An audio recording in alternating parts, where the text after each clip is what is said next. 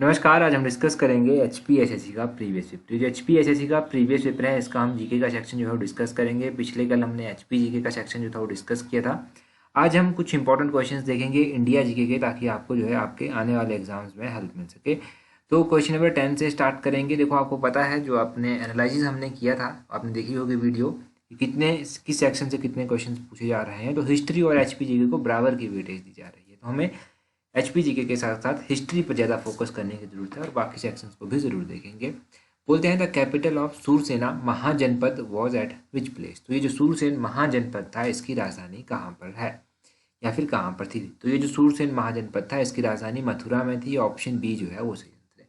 अब मथुरा में थी सूरसेन महाजनपद की राजधानी। एक क्वेश्चन तो यही बन गया कि प्रेजेंट टाइम में ये सूरसेन महाजनपद पड़ता कहाँ पर है। तो ये मथुरा में ही पड़ता है। ये डेफिनेटली क्लियर बात है कि मथुरा में ही पड़ता है। इसके अलावा और भी ऐसे महाजनपद और उनकी राजधानियां जो हैं वो आपको पता होनी चाहिए। जैसे कि देखो, यहाँ पर कौशाम्बी दिया गया है। तो कौशाम्बी किसकी राजधानी थी? कौशाम्बी जो था वो वत्स एक महाजनपद था, उसकी राजधानी थी। और वत्स महाजनपद जो है वो प्रेजेंट टाइम में इलाहाबाद के नज़दीक जो है वो कहाँ पर पड़ता है। और एक वैशाली है। वैशाली किसकी कैपिटल है? वैशाली जो है वो वज्जी महाजनपद की कैपिटल है और ये बिहार बिहार में प्रेजेंट टाइम में पड़ता है। तक्षशिला की बात करें तो देखो, तक्षशिला तो मोस्ट इंपॉर्टेंट है। गंधार महाजनपद की राजधानी है तक्षशिला और प्रेजेंट टाइम में ये कहाँ पर पड़ता है? प्रेजेंट टाइम में ये तक्षशिला जो है वो रावलपिंडी के आसपास कहीं पर पड़ता है। ठीक है, ये ध्यान रखना है।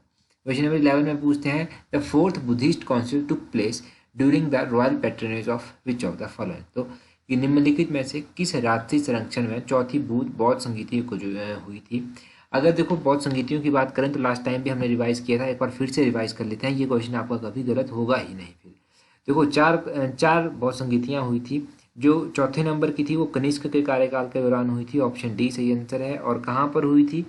तो ये बौद्ध संगीति जो था वो कुंडल वन में हुई थी। ये ध्यान रखना है। अगर बात करें अजातशत्रु के कार्यकाल के दौरान क्या हुआ था, इसके दौरान कार्यकाल के दौरान पहली बौद्ध संगीति हुई थी, सप्तपर्णी गुफा में हुई थी। अगर बात करें कलाशोक के कार्यकाल के दौरान तो दूसरी बौद्ध संगीति जो था वो इसके कार्यकाल के दौरान हुई थी और वैशाली में हुई थी। अभी आपने वैशाली किस महाजनपद की राजधानी थी वो भी जाना। अगर अशोक के बारे में बात करें तो अशोक के कार्यकाल के दौरान तीसरे नंबर की जो बौद्ध संगीति थी वो हुई थी और ये पाटलिपुत्र में जो था वो हुई थी। ये तीनों बौद्ध संगीतियों के बारे में यहाँ से नोट आपको कर लेना है। तो अगला क्वेश्चन है 12 नंबर क्वेश्चन। यहाँ पर बोलते हैं the most famous Indo Greek ruler was. तो सबसे जो प्रसिद्ध भारतीय ग्रीक शासक था वो कौन था? तो सबसे मोस्ट फेमस जो इंडो ग्रीक रूलर था उसके नाम का आपको पता होना चाहिए। तो इसका नाम था मिनांडर। ऑप्शन ए जो है वो सही आंसर है। मिनांडर जो था वो सबसे प्रसिद्ध था। और मिनांडर के बारे में क्या क्वेश्चन और पूछा जाता है कि इसने किस धर्म को जो था वो बाद में चलकर अपनाया था। तो मिनांडर ने जो था वो बुद्धिज्म को जो था बुद्धिज्म में ये खुद को कन्वर्ट किसने कर लिया था, ये ध्यान रखना है। और मिनांडर के अलावा जो है, अच्छा, मेनेंडर के बारे में आपको पता चल गया। सिकंदर का नाम आपने सुना है ना, सिकंदर का नाम, तो उसके बारे में भी क्वेश्चन पूछ जाता है। हमने कभी इसके बारे में रिवाइज नहीं किया, तो आज रिवाइज मैं आपको करवाता हूँ। सिकंदर देखो एक यूनानी शासक था जिसने खैबर दर्रे को पार करके जो था वो भारत पर आक्रमण किया था। जब इसने भारत पर आक्रमण किया था तो इसका युद्ध जो था वो राजा पोरस के साथ हुआ था। इसमें राजा पोरस को जो था इसने हरा दिया था और इस युद्ध का नाम बाद में चलकर जो था वो हाइडेस्पीस युद्ध जो था वो पड़ा था। तो ध्यान रखना है कि हाइडेस्पीस का युद्ध जो था वो किस किस के बीच में हुआ था? सिकंदर के बीच में हुआ था और राजा पोरस के बीच में जो था वो हुआ था। तो ये आपको ध्यान रखना है। 326 ईस्वी पूर्व जो था वो इसने आक्रमण यहाँ पर किया था सिकंदर ने, ये भी ध्यान रखिएगा। 326 ईस्वी पूर्व। तो ये मोस्ट इंपॉर्टेंट क्वेश्चन यहाँ से बनते हैं। आगे देखो, पूछते हैं Ajanta painting belong to which period. Ajanta की चित्रकला जो था वो किस काल से संबंधित है? अजंता की चित्रकला जो है वो गुप्ता पीरियड से संबंधित है। ऑप्शन बी सही आंसर है। गुप्ता पीरियड से संबंधित है अजंता की चित्रकला। ये क्वेश्चन आपने बहुत सारे एग्जाम्स में देखा होगा। मोस्ट इंपॉर्टेंट क्वेश्चन यहाँ से क्या क्या बनते हैं? गुप्ता जो काल था या फिर गुप्ता जो डेंसिटी थी उसके बारे में क्वेश्चन जो है वो बन जाते हैं। पहला क्वेश्चन तो ये बन जाता है कि मोस्ट इंपॉर्टेंट शासक जो गुप्ता पीरियड का था वो कौन था? पहला वो था चंद्रगुप्त फर्स्ट। चंद्रगुप्त फर्स्ट ने जो था वो महाराजा धीराजा की उपाधि जो था वो धारण की थी। तो ध्यान रखिएगा, महाराजा धीराजा की उपाधि किसने धारण की थी? चंद्रगुप्त फर्स्ट ने की थी। नेपोलियन ऑफ इंडिया किसको कहा जाता था? नेपोलियन ऑफ इंडिया जो था वो समुद्रगुप्त को कहा जाता था। इसको किसने ये नेपोलियन ऑफ इंडिया कहा था? नेपोलियन ऑफ इंडिया का टाइटल इसको वी.ए. स्मिथ के द्वारा जो था वो दिया गया था। वी.ए. स्मिथ का नाम याद रखना है। और चंद्रगुप्त सेकंड के बारे में क्वेश्चन पूछा जाता है कि कालिदास किसके कार्यकाल के दौरान जो था वो कभी हुआ करते थे? कालिदास जो था वो चंद्रगुप्त सेकंड के कार्यकाल के दौरान कभी हुआ करते थे। किसने जो था वो विक्रमादित्य का टाइटल जो था वो धारण किया था, ये भी क्वेश्चन पूछा जाता है कि विक्रमादित्य का टाइटल किसने जो था वो धारण किया था, तो ध्यान रखना है कि किसने धारण किया था। एक और क्वेश्चन पूछा जाता है कि नालंदा यूनिवर्सिटी की स्थापना जो था वो किसने की थी। नालंदा यूनिवर्सिटी की स्थापना जो था वो कुमार गुप्त फर्स्ट के द्वारा जो था वो की गई थी। तो कुमार गुप्त फर्स्ट भी इनका एक राजा था, इसको ध्यान रखना है। और यहाँ से अजंता पेंटिंग्स जो है इनके बारे में भी क्वेश्चन निकल कर आता है। वैसे अजंता गुफाओं का क्वेश्चन है ये, अजंता गुफाओं का, अजंता की जो गुफाएं हैं उनको यूनेस्को की वर्ल्ड हेरिटेज लिस्ट में कब शामिल किया गया था। 1983 में जो था वो अजंता की जो गुफाएं हैं उनको वर्ल्ड हेरिटेज साइट में जो था वो दर्ज किया गया था। इस लिस्ट में जो है यूनेस्को की लिस्ट में इसको शामिल किया जा चुका है। अपने यहाँ पर भी दो साइट्स ऐसी हैं मोस्ट इंपॉर्टेंट, एक तो ग्रेटर हिमालय नेशनल पार्क हो गया, एक हो गया आपका जो कालका शिमला रेलवे ट्रैक है। तो इनको कब कब जो था वो यूनेस्को की वर्ल्ड हेरिटेज लिस्ट में शामिल किया गया था। ये जो ग्रेटर हिमालयन नेशनल पार्क है इसको 2014 में किया गया था, ये ध्यान रखना है। और ये जो आपका कालका शिमला रेलवे ट्रैक है इसके बारे में आप कमेंट करके बता दीजिए, क्योंकि मैं बहुत बार बता चुका हूँ आपको पहले भी, तो आपका भी रिवीजन हो जाएगा। अब यूनेस्को का नाम सुनते ही ये चीज़ें आपके माइंड में स्ट्राइक करनी चाहिए। अगला क्वेश्चन देखिए, यहाँ पर पूछते हैं, यहाँ पर पूछा गया है which Delhi sultan build the city of Tughlaqabad. Tughlaqabad की जो सिटी थी ये किसके द्वारा बनवाई गई थी, किस दिल्ली सुल्तान ने बनवाई थी। तो अगर तुगलकाबाद सिटी की बात करें तो ये गयासुद्दीन तुगलक के द्वारा बनवाई गई थी। ऑप्शन ए इसका सही आंसर है, गयासुद्दीन तुगलक के द्वारा बनवाई गई थी। तो पहला क्वेश्चन यहाँ से ये बन गया कि तुगलक वंश की स्थापना किसने की थी, ये गयासुद्दीन तुगलक के द्वारा ही की गई थी। दूसरा क्वेश्चन, किसने कौन सी सिटी बनवाई थी, तो तुगलकाबाद सिटी जो था वो इसने बनवाई थी। और इसको दफनाया कहाँ पर गया था, तो तुगलकाबाद में ही जो था वो इसको दफनाया भी गया था। तीन क्वेश्चन यहाँ से यही बन गए। और गयासुद्दीन का जो बचपन का नाम है वो भी आपसे पूछा जा सकता है। इसका मूल नाम जो है वो गाजी तुगलक या फिर गाजी बेग तुगलक जो है इसका मूल नाम बताया जाता है। तो ये क्वेश्चन आपके यहाँ से क्लियर हो गए, खासकर तुगलक वंश के बारे में, गयासुद्दीन तुगलक के बारे में। यहाँ पर ऑप्शन में मोहम्मद बिन तुगलक भी दिया गया है। तो मोहम्मद बिन तुगलक के बारे में एक मोस्ट इंपॉर्टेंट क्वेश्चन तो ये बनता है कि मोहम्मद बिन तुगलक के कार्यकाल के दौरान जो था वो कौन सा यात्री भारत आया था। तो इब्न बतूता एक यात्री था, मोरक्को का यात्री था, ये जो था इसके कार्यकाल के दौरान भारत आया था। तो ये इंपॉर्टेंट क्वेश्चन आपने याद रखना है मोहम्मद बिन तुगलक के बारे में।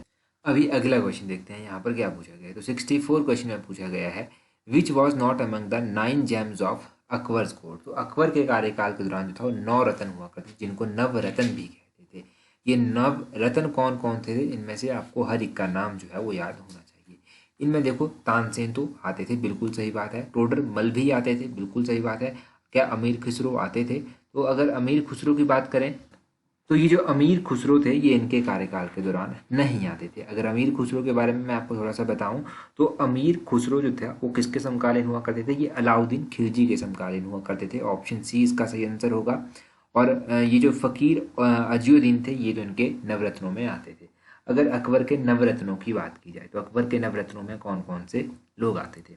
इनमें एक तो अबुल फजल आता था, अब्दुल रहीम खान आता था, बिरबल आता था, मुल्ला दो प्याजा आता था, फैजी आता था, राजा मानसिंह आता था, टोडरमल यहाँ पर आता था, फ़कीर आज़ियुद्दीन यहाँ पर आता था, और लास्ट और 9वें नंबर पर तानसेन जो था यहाँ पर आता था। तो ये 9 नाम आपको याद रखने हैं कि कौन कौन से इनके नवरत्नों में जो था वो आते थे। अकबर के बारे में और क्या क्या क्वेश्चन पूछ जाते हैं, तो पहले तो इसने दीन इलाही वंश की स्थापना करवाई थी, ये आपने ध्यान रखना है। 1582 में इसने दीन इलाही वंश की स्थापना जो था वो करवाई थी। और दीन इलाही की स्थापना इसने क्यों करवाई थी, ताकि जो है वहाँ पर बैठ के सभी धर्मों के बीच में जो है वो प्रेम भाव, एक प्रेम भाव आप कह सकते हैं, प्रेम भाव जो है वो बनाया जा सके, इसीलिए इसने इसकी स्थापना जो था वो करवा के रखी थी दीन इलाही की। इसने जो था वो इब्दाद खाने का निर्माण भी जो था वो करवा के रखा था, इब्दाद खाने का निर्माण भी करवाया था। तो ये अकबर के बारे में छोटे छोटे क्वेश्चन बनते हैं। आगे 65 क्वेश्चन देखिए, मोस्ट इंपॉर्टेंट क्वेश्चन है। पूछते हैं the high court at Calcutta, Bombay and Madras were established in 1865 during the viceroyalty of. तो किस वायसराय के कार्यकाल के दौरान 1865 में कलकत्ता हो गया, बॉम्बे हो गया, मद्रास हो गया, इन उच्च न्यायालयों की स्थापना जो था वो की गई थी। तो इसका सही आंसर है option C, Lord John Lawrence. Lord John Lawrence के कार्यकाल के दौरान जो था वो 1865 में ये जो हाई कोर्ट है कलकत्ता का, बॉम्बे का, मद्रास का, इनकी स्थापना करवाई गई थी। लॉर्ड जॉन लॉरेंस जो था वो 1864 से लेकर 1869 तक जो था वो वाइसराय रहे थे, पहली बात तो ये याद रखनी है। और जब 1857 का विद्रोह हुआ था तो उस टाइम लॉर्ड कैनिंग जो था वो हुआ करते थे वाइसराय, ये भी ध्यान रखना है। और लॉर्ड कैनिंग के बाद जो था वो लॉर्ड एल्गिन फर्स्ट जो था वो वाइसराय बने थे, ये भी ध्यान रखिए आप यहाँ पर। और इनके बारे में कहा जाता है कि इनकी इनकी जो मृत्यु है वो कहाँ पर हुई है, धर्मशाला में जो है इनको दफनाया गया है। इनके बारे में ये बात कही जाती है। इनकी याद में जो है वहाँ पर एक चर्च भी बनवाई गई है धर्मशाला में, वो भी याद रखिए। और लॉर्ड मेयो की बात करें तो लॉर्ड मेयो जो है, तो लॉर्ड मेयो के बारे में याद रखना है आपको कि इनके कार्यकाल के दौरान जो था वो जनगणना जो था वो स्टार्ट हो गई थी।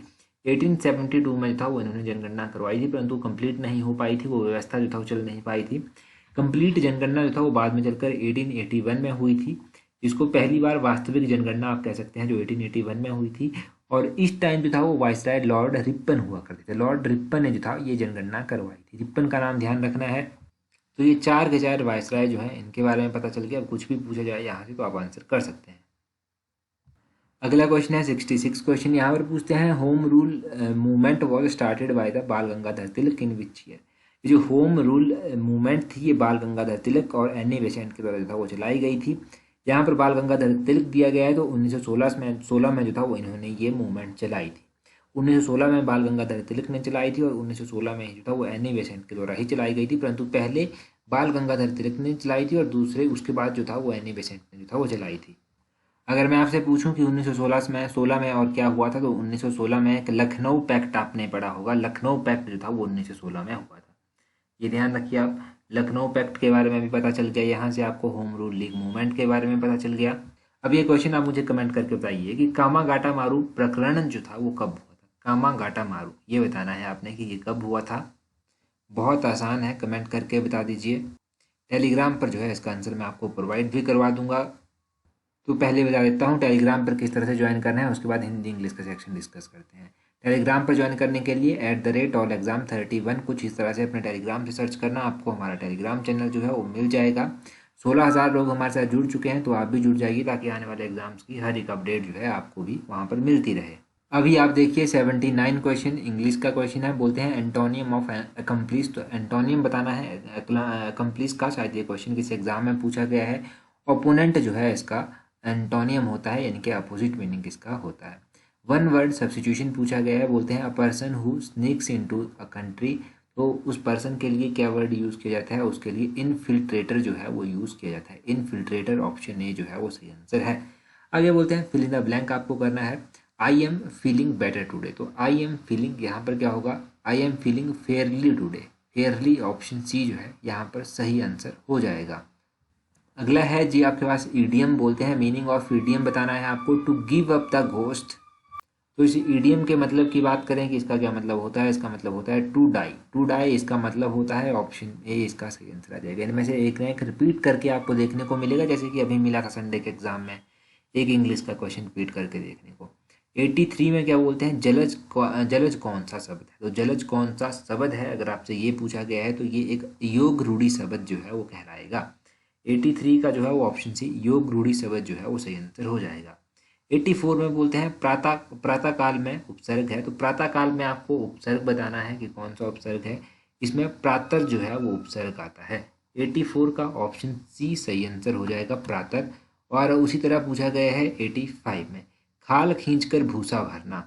ये जो खाल खींचकर भूसा भरना ये एक मुहावरा है, और इस मुहावरे का अर्थ होता है क्या, बहुत मारना। बहुत मारना ऑप्शन ए जो है इसका अर्थ होता है। मोस्ट इंपॉर्टेंट मुहावरा है, खाल खींचकर भूसा भरना, बहुत मारना इसका मतलब हुआ। तो ये हो गए आज के इंपॉर्टेंट क्वेश्चंस। अगर आपने टेलीग्राम पर ज्वाइन नहीं किया है तो वहाँ पर भी ज्वाइन कर लीजिए। इंस्टाग्राम, फेसबुक, इन सभी के लिंक वैसे नीचे डिस्क्रिप्शन बॉक्स में भी दिए गए हैं।